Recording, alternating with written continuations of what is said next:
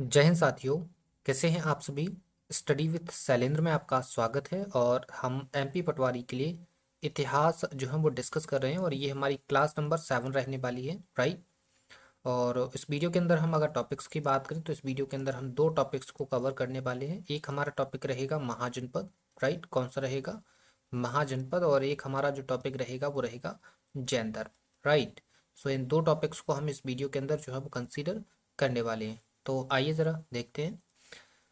तो आप सबसे पहले हेडिंग डालेंगे क्या? महाजनपद आप अपने नोटबुक के अंदर हेडिंग डालेंगे, ठीक है। और उम्मीद है आप हमारे साथ जो है अपने नोट्स प्रॉपर तरीके से मेंटेन कर रहे हैं, राइट। आप देखिए मेरे साथियों, अगर हम महाजनपद की बात करें तो महाजनपदों की जो संख्या है, महाजनपदों की जो संख्या है वो टोटल कितनी है? 16 है, ठीक है। महाजनपदों की संख्या कितनी है? 16 है। और इनका जो 16 महाजनपद है उनका कुछ विभाजन इस प्रकार है। देखिए ज़रा, 16 महाजनपद है जो है वो दो कंट्रीज़ के अंदर देखी गई हैं, जिनमें एक शामिल है पाकिस्तान, ठीक है। तो कुछ आपकी जो महाजनपद है वो पाकिस्तान के अंदर आती हैं और कुछ महाजनपद जो है वो भारत के अंदर उनको जो है वो कंसीडर किया जाता है, राइट। अब देखिए पाकिस्तान के अंदर कितनी महाजनपद हैं? तो पाकिस्तान के अंदर जो है वो दो महाजनपद हैं और बाकी रिमेन कितनी बची? 14। सो ये 14 महाजनपद जो है वो भारत के अंदर काउंट होती हैं, ठीक है। अब देखिए पाकिस्तान के अंदर जो दो महाजनपद हैं उनको भी जरा देख लेते हैं, उनके नाम देख लीजिए, राइट। उनके नाम नोट करेंगे। पाकिस्तान के अंदर जो दो महाजनपद हैं उनमें एक महाजनपद जो है वो गांधार है। कौन सी है? गांधार। और सेकेंड महाजनपद जो है उसका नाम है कंबोज, राइट। क्या नाम है? कंबोज, ठीक है। सो ये दो महाजनपद आपको जो है वो पाकिस्तान के अंदर देखने के लिए मिल जाएंगी। और शेष महाजनपद कितनी है? जो शेष कितनी बची? 14। ये 14 जो महाजनपद हैं वो भारतीय भूभाग के अंदर आपको देखने के लिए मिल जाएंगी, राइट। अब बात आती है साथियों कि ये जो महाजनपद है ये आई कहाँ से? ये महाजनपद का कॉन्सेप्ट कहाँ से आया? तो ये जो महाजनपद है ना साथियों, हमने महाजनपद को एक स्पेसिफिक टर्म्स तो नहीं है, लेकिन ये महाजनपद जो है हमने ऐसे राज्यों को कहा है जिन जो विशाल विशाल व शक्तिशाली थे, ठीक है। विशाल व शक्तिशाली राज्यों को हमने नाम दे दिया, क्या नाम दे दिया? महाजनपद, राइट। क्लियर। अब देखिए इनका महाजनपद बनने का क्रम कुछ इस प्रकार है, राइट। क्रम अगर डिस्कस करें तो क्रम देखिए, सबसे पहले कबीला हुआ करता था, ठीक है। पूरे भारत में कबीले हुआ करते थे, ठीक है। ये कबीले किसके हुआ करते थे? ये कबीले आर्यों के हुआ करते थे। और ये कबीला आगे चलकर जैसे ही आर्यों ने विकास करना स्टार्ट किया और ये भारतीय भूभाग के अंदर जब फैलना स्टार्ट हो गए तो ये कबीला जो है वो जन बन जाता है, राइट। क्या बन जाता है? जन बन जाता है, ठीक है। कई जगह जो है वो कबीले को ही जन बोला गया है, राइट। तो याद रखिए कबीले का थोड़ा सा बड़ा हुआ रूप जो है वो जन है। वैसे अगर कबीले को ही आप अगर जन बोल देते हैं तो कोई गलत नहीं बोल रहे हैं, ठीक है। तो कबीले को आप जन बोल सकते हैं और जन से जो है वो फिर बनता है जनपद, ठीक है। तो जन जब थोड़ा सा और एरिया जब एक्सपेंड हो जाता है तो फिर जन को हम जनपद बोलते हैं, ठीक है। और फिर ये जो जनपद अपने आप को एक्सपेंड करता है तो फिर बन जाता है आपका महाजनपद, राइट। फिर क्या बन जाता है आपका? महाजनपद जो है वो बन जाता है, ठीक है। आगे आपको समझ में? तो ये महाजनपद बनने की स्टोरी कुछ ऐसी है, ठीक है। क्लियर। अब चलिए आइए हम जो है वो 16 महाजनपदों की बात करते हैं। तो इससे पहले हम ये देख लेते हैं कि महाजनपदों के बारे में हमको जानकारी कहाँ कहाँ से मिल जाती है, ठीक है। महाजनपदों के बारे में जानकारी हमको कहाँ कहाँ से मिलती है ये देख लेते हैं। देखिए जानकारी अगर हम पहली बात करें तो नंबर 1 पर आपको महावस्तु और अंगुत्तर निकाय, ये दो ग्रंथों के अगर आपने नाम सुने हैं, अंगुत्तर निकाय, ये जो दो ग्रंथ हैं ना साथियों, ये दोनों के दोनों ग्रंथ जो है वो आपको महाजनपदों की जानकारी देते हैं, राइट। किसकी जानकारी दे देते हैं? महाजनपदों की जानकारी दे देते हैं। और ये दोनों के दोनों जो ग्रंथ हैं वो बौद्ध साहित्य के अंदर काउंट होते हैं, ठीक है। किसके अंदर काउंट होते हैं? बौद्ध साहित्य के अंदर। मतलब आप बोल सकते हैं कि महाजनपदों के बारे में आपको जो जानकारी मिल रही है वो बौद्ध साहित्य या बौद्ध ग्रंथों से मिल रही है। सेकंड, ऐसा नहीं है कि केवल बौद्ध साहित्य ही आपको जो है वो महाजनपदों की जानकारी दे रहे हैं, आगे भी आपको जानकारी मिलेगी, राइट। तो उनकी बात करते हैं। एक आपने नाम सुना होगा भगवती सूत्र का, सुना है, राइट। तो भगवती सूत्र भी आपको जो है किसकी जानकारी देता है, भगवती सूत्र। ये भी जो एक ग्रंथ है ये जैन ग्रंथ है, ठीक है। ये जैन ग्रंथ है या जैन साहित्य आप बोल सकते हैं। ये भी आपको जो है वो किसके बारे में जानकारी दे देता है, ये आपको महाजनपदों के बारे में जानकारी दे देता है, राइट। इसके अलावा एक साउथ का जो है ग्रंथ है जिसे हम बोलते हैं शिल्पादिकारम, राइट, शिल्पादिकारम। तो ये भी आपको जो है साथियों, ये आपको जो है वो किसकी जैन साहित्य, सॉरी, महाजनपदों की जानकारी देता है। और ये जो है वो संगम साहित्य का हिस्सा है, किसका हिस्सा है, संगम साहित्य का हिस्सा है, राइट। और फाइनली अगर हम बात करें यहाँ पर, तो एक बुक है जिसका नाम है अष्टध्यायी, ठीक है। बुक का नाम क्या है साथियों, अष्टध्यायी। ये बुक भी आपको जो है महाजनपदों के बारे में जानकारी दे देती है, राइट। कौन सी होगी, अष्टध्यायी। और इसके लेखक कौन है, इसके लेखक है पाणिनि। तो पाणिनि ने ये जो बुक लिखी है अष्टध्यायी, ये आपको जो है वो महाजनपदों के बारे में जानकारी दे देती है, क्लियर। तो आपको यहाँ पर आपने क्या देखा, यहाँ पर आपने देखा कि महाजनपदों के बारे में आपको जानकारी कहाँ कहाँ से मिल रही है, महावस्तु, अंगुत्तर निकाय, ये दो जो बौद्ध साहित्य हैं ये आपको महाजनपद की जानकारी दे रहे हैं। भगवती सूत्र ये जो जैन ग्रंथ है ये आपको महाजनपदों की जानकारी दे रहा है। और शिल्पादिकारम जिसे हमने संगम साहित्य का हिस्सा माना है, ये आपको महाजनपदों की जानकारी दे रहा है। और अष्टधाई की ये जो बुक है जिसका नाम क्या है, पाणिनि, ये बुक भी आपको साथियों किसके बारे में जानकारी दे रही है, ये भी आपको महाजनपदों के बारे में जानकारी दे रही है, राइट। सो ये हमारी इंफॉर्मेशन होगी कि महाजनपदों का जिक्र कहाँ कहाँ हमको देखने के लिए मिल सकता है। तो यहाँ से प्रश्न पूछे जाते हैं, ठीक है। तो ये आपको चीज़ें नोट कर लेना है, राइट। अब हम बात करते हैं महाजनपदों के बारे में कि कौन कौन सी महाजनपद कहाँ कहाँ पर स्टैब्लिश है और उनमें इम्पोर्टेंट चीज़ कौन कौन सी है, उसके बारे में हम जो है वो डिस्कस कर लेते हैं, क्लियर। आ जाइए ज़रा। सबसे पहली जो हमारी महाजनपद है उसका नाम है अंग, राइट। सबसे पहली महाजनपद कौन सी है, अंग, ठीक है। अंग की अगर हम बात करें मेरे साथियों, तो अंग जो है ना इसकी अगर राजधानी की बात करें, ठीक है, इसकी राजधानी की बात करें तो इसकी राजधानी जो है वो चंपा है। कौन सी इसकी राजधानी, इसकी राजधानी चंपा है, ठीक है। इसके अलावा ये जो क्षेत्र है इसका जो अंग का जो क्षेत्र है ये बिहार की क्षेत्र में आती है, ठीक है। तो इसका क्षेत्र जो है वो भागलपुर का क्षेत्र है। कौन सा है, भागलपुर, जो कि कहाँ आता है, ये बिहार के अंदर आता है। तो आपकी जो अंग महाजनपद जो थी वो भागलपुर बिहार वाले एरिया में आपको देखने के लिए मिलेगी, राइट। इसके अलावा यहाँ पर अगर आप देखें तो अंग महाजनपद जो थी वो व्यापार के लिए प्रसिद्ध थी। तो लिख सकते हैं व्यापार, व्यापार का प्रसिद्ध केंद्र, राइट। अंग महाजनपद जो थी वो क्या थी, व्यापार का प्रसिद्ध केंद्र थी, राइट। और इसके अलावा जो है इसे बौद्ध साहित्य में, बौद्ध साहित्य में वाणिज्यम कहा गया है। क्या कहा गया है, वाणिज्यम, राइट। बौद्ध साहित्य में वाणिज्यम कहा गया है, राइट। चलिए आगे आ जाइए।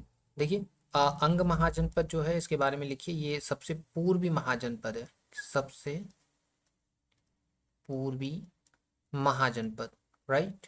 सो ये सारे के सारे प्रश्न आप नोट करेंगे अपनी नोटबुक के अंदर और ये प्रश्न आपको याद कर लेना है, क्लियर। सो अंग महाजनपद उम्मीद है आपको समझ में आ गया होगा। अब हम अगले महाजनपद पर जाएंगे, उससे पहले हम इसको थोड़ा सा रिवाइज करेंगे। क्या है, अंग महाजनपद सबसे पहली महाजनपद है, राजधानी चंपा, क्षेत्र भागलपुर बिहार वाला क्षेत्र जो है, ठीक है। इसके अलावा व्यापार के लिए प्रसिद्ध था, बौद्ध साहित्य में इसे वाणिज्यम कहा गया है। और सबसे पूर्वी महाजनपद जो है वो कौन सी है, अंग होगी, राइट। आ जाइए अब हम बात करते हैं किसके बारे में, मगध के बारे में, राइट। तो सेकंड हमारी जो महाजनपद रहेगी कौन सी रहेगी, मगध महाजनपद, ये काफी ज्यादा इम्पोर्टेंट है आपके लिए मगध महाजनपद। ठीक है, इसको लेकर आपके प्रश्न अक्सर बनते ही रहते हैं एग्जाम के अंदर, राइट। तो देखिए, इसकी अगर हम राजधानी की बात करें साथियों, तो राजधानी लिखिए जरा। इसकी राजधानी थी साथियों गिरिब्रिज, राइट। कौन सी राजधानी थी? इसकी राजधानी थी गिरिब्रिज। ठीक है, इसकी राजधानी क्या हो गई? गिरिब्रिज हो गई। क्लियर। ये जो राजधानी थी ना साथियों, ये पहले थी, बाद में इसकी राजधानी जो है वो चेंज करी जाती है, और फिर इसकी जो राजधानी है साथियों वो हो जाती है पाटलिपुत्र। क्लियर, क्या हो जाती है? पाटलिपुत्र। ठीक है, जो कि वर्तमान ये क्या हो जाती है? ये बाद में, राइट।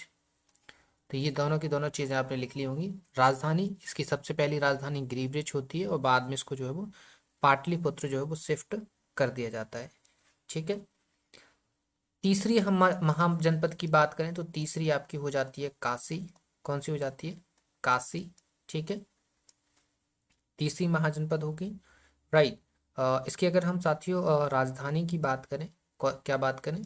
राजधानी की बात करें, तो काशी की जो राजधानी होती है ना साथियों, ये होती है कौशाम्बी। क्लियर, क्या होती है? कौशाम्बी। ठीक है, क्लियर। चलिए, सो आगे नेक्स्ट पे हम डिस्कस करते हैं। नंबर 5 पे आ जाइए, 4 पे, सॉरी, नंबर 4 पर आ जाइए। और नेक्स्ट हम महाजनपद लिखते हैं, हमने काशी लिख दिया, सॉरी गलत लिख दिया, जस्ट 1 मिनट। ये काशी की जो राजधानी रहेगी वो बनारस रहेगी। ठीक है, इट मीन्स वाराणसी। क्लियर, क्या राजधानी रहेगी इसकी? इसकी वाराणसी जो है वो राजधानी रहेगी। ठीक है, 4th नंबर पे अगर हम बात करें तो हम बात करते हैं वत्स की, और इसकी अगर हम राजधानी की बात करें तो इसकी राजधानी साथियों हो जाती है कौशाम्बी। क्लियर, तो इसकी राजधानी क्या होगी? इसकी राजधानी हो गई है कौशाम्बी। ठीक है, क्लियर मेरे साथियों। चलिए, नेक्स्ट नंबर 5 पर हम आएंगे, और नंबर 5 पे लिखिए बज्जी। ठीक है, क्या लिखेंगे आप? बज्जी, राइट। तो इसकी अगर हम राजधानी की बात करें साथियों, बज्जी की, तो बज्जी की राजधानी थी वैशाली। ठीक है, क्या थी? इसकी राजधानी क्या हो जाएगी? इसकी राजधानी हो जाएगी वैशाली। क्लियर है। चलिए, तो ये हमारी यहाँ है बज्जी की राजधानी होगी, राइट। आगे हम बात करें साथियों, नंबर 6 पर आ जाइए, और नंबर 6 पर हम नेक्स्ट हमारी जो महाजनपद रहेगी वो रहेगी कौशल। क्लियर, क्या रहेगी? कौशल। और इसकी अगर हम राजधानी की बात करें मेरे साथियों, तो इसकी राजधानी आप लिख सकते हैं। इसकी राजधानी क्या होगी? इसकी राजधानी होगी साथियों श्रावस्ती, राइट। क्या होगी इसकी राजधानी? श्रावस्ती जो है वो इसकी राजधानी हो जाएगी। ठीक है, क्लियर। चलिए, नेक्स्ट हम आ जाते हैं नंबर 7 पर, और अगली हमारी जो महाजनपद रहेगी वो रहेगी अवंती। ठीक है, अवंती महाजनपद रहेगी, और इसकी अगर हम राजधानी की बात करें, ठीक है साथियों, किसकी बात करें हम? राजधानी की अगर हम बात करें तो अवंती जो है वो किसकी राजधानी है? अवंती की राजधानी क्या है? अवंती की राजधानी होगी उज्जैन। ठीक है, अवंती की राजधानी क्या होगी मेरे साथियों? अवंती की राजधानी होगी उज्जैन। ठीक है, नंबर 8 पर आ जाइए, और हम बात करते हैं मल्ल महाजनपद की। ठीक है, मल्ल महाजनपद, तो इसकी राजधानी जो है साथियों क्या होगी? राजधानी, इसकी राजधानी होगी मेरे साथियों कुशावती। ठीक है, क्या होगी इसकी राजधानी? कुशावती। ठीक है, अब यहाँ पर एक चीज आप याद नोट रखेंगे कि समाल मल्ल महाजनपद का दो जो धर्म हुए, जिनमें एक धर्म आपका जैन धर्म रहेगा, और एक धर्म आपका बौद्ध धर्म रहेगा। तो जैन धर्म के कौन? महावीर जैन, महावीर जैन, और बौद्ध धर्म के महात्मा बुद्ध। इन दोनों का रिलेशन आपको कहाँ से मिलेगा? मल्ल महाजनपद से इनका रिलेशन मिल जाएगा। अब कैसे ये मल्ल महाजनपद से जुड़े हुए हैं, तो उसके बारे में हम जब इन धर्मों की बात करेंगे तो उस टाइम पे हम इनको डिस्कस कर लेंगे, राइट। आ जाइए ज़रा, नेक्स्ट हम 9 नंबर पे आ चुके हैं, और 9 नंबर पे देखिए ज़रा, हम बात करते हैं किसकी? पांचाल की। किसकी बात करते हैं हम? पांचाल की, राइट। पांचाल महाजनपद की बात करें तो इसकी अगर हम राजधानी की बात करें मेरे साथियों, तो राजधानी लिख लीजिए। इसकी जो राजधानी है ना साथियों, वो राजधानी है इसकी अहिचछत्र। क्या है? अहिचछत्र, राइट। या इसको हम जो है वो काम्पिल्य भी बोल देते हैं, या दूसरी राजधानी इसकी कौन सी है, काम्पिल्य है। ठीक है, नेक्स्ट हम नंबर 10 पर आते हैं, और अगली महाजनपद रहेगी हमारी चेदी महाजनपद। राइट, कौन सी महाजनपद रहेगी, चेदी महाजनपद रहेगी। और इसकी अगर हम साथियों राजधानी की बात करें तो लिख लीजिए राजधानी इसकी, इसकी जो राजधानी है वो सूक्तमती है। क्या है इसकी राजधानी, सूक्तमती। राइट, क्या है इसकी राजधानी मेरे साथियों, सूक्तमती है। ठीक है, चलिए नेक्स्ट पे आ जाते हैं, हम नंबर 11 पे आ जाते हैं। और देखिए नेक्स्ट हमारी जो जो महाजनपद रहने वाली है वो कुरु रहने वाली है। और इसकी अगर राजधानी की बात करें, इसकी राजधानी जो है वो साथियों वो है इंद्रप्रस्थ। राइट, क्या है, इंद्रप्रस्थ। ठीक है, और नंबर 12 पर हम आएंगे तो नंबर 12 पे है मत्स्य। ठीक है, कौन सी महाजनपद है, मत्स्य है। और इसकी अगर हम राजधानी की बात करें, राजधानी, तो इसकी जो राजधानी रहने वाली है साथियों वो है विराटनगर। राइट, कौन सी है इनकी राजधानी, विराटनगर। ठीक है, क्लियर। चलिए तो आगे की अगर हम डिस्कस करते हैं, नंबर 13 पर आ जाते हैं। और नंबर 13 पर आप लिखेंगे कंबोज। राइट, क्या लिखेंगे, कंबोज। ठीक है, और इसकी अगर हम राजधानी की बात करें मेरे साथियों, तो इसकी राजधानी लिखिए हाटक। ठीक है, इसकी राजधानी आप क्या लिखेंगे, राजधानी क्या बताई आपको हमने, राजधानी बताई है हमने हाटक। क्लियर है, चलिए नेक्स्ट नंबर 14 पे आ जाइए। और नंबर 14 पर हम नेक्स्ट महाजनपद की बात करेंगे, इसका नाम होगा अस्मक। राइट, क्या नाम रहेगा, अस्मक रहेगा इसका नाम। और इसकी अगर हम राजधानी की बात करें मेरे साथियों, किसकी बात करें हम, राजधानी की बात करें तो इसकी राजधानी है पोतन। राइट, क्या रहेगी इसकी राजधानी, इसकी राजधानी रहेगी पोतन। ठीक है, इसके बारे में एक नोट आप लिखेंगे, नोट क्या लिखेंगे, ये जो महाजनपद आपको दिख रही है अस्मक, ये दक्षिण भारत की एकमात्र महाजनपद है। ठीक है, दक्षिण भारत की एक मात्र महाजनपद। राइट, ये दक्षिण भारत की आपकी एकमात्र महाजनपद है। राइट, चलिए नेक्स्ट हम आ जाते हैं, और दो महाजनपद और हमारे पास बची हैं। नेक्स्ट 15 नंबर पर आप लिखिए गांधार। राइट, कौन सी लिखेंगे, गांधार। ठीक है, गांधार की अगर हम राजधानी की बात करें मेरे साथियों, किसकी बात करें हम, राजधानी की अगर हम बात कर लेते हैं तो राजधानी इसकी जो है वो क्या हो जाएगी, वो राजधानी हो जाएगी इसकी तक्षशिला।